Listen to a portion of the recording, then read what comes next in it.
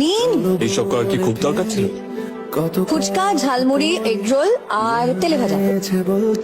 Egg roll. আচ্ছা আম sorry, দেখুন আমি জানি আমি একটু বেশি কথা বলি।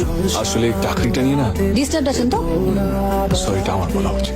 হ্যাঁ, রাস্তার মাঝখানে কেউ চলে যায় হুট করে, আমি শুধু সরি বললে হবে না, দেখা করতে হবে।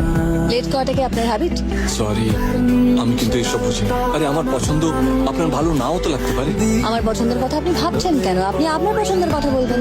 বেশ তাহলে।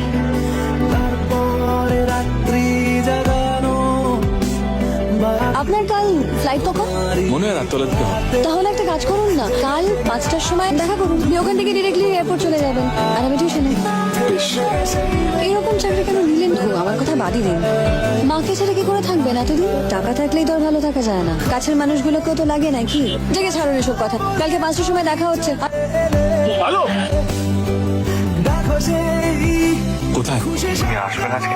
আমাকে বেরোতে হবে। আজকে আসতে পারবো না, রাখলাম। হ্যালো হ্যালো, তুমি এখানে? না মানে আপনি এখানে? তুমিটাই থাক। বিদেশে চাকরিটা ছেড়ে দিলাম, কোথাও যাচ্ছি না। মায়ের জন্য, তোমার জন্য এখানেই থাকবো। দাদা, শ্বশুর বাড়ি যাবি, একা সবকিছু সামলাতে পারবি তো? আমি তো আছি। হ্যালো, শরীর খারাপের কথা বলেছেন, আমি আগে বলিনি তাই খারাপ ভাবলো না তো? এখন এত কথা বলে না লক্ষ্মীটি। আমার জন্য কষ্ট পাও সেটা কি ভালো হবে?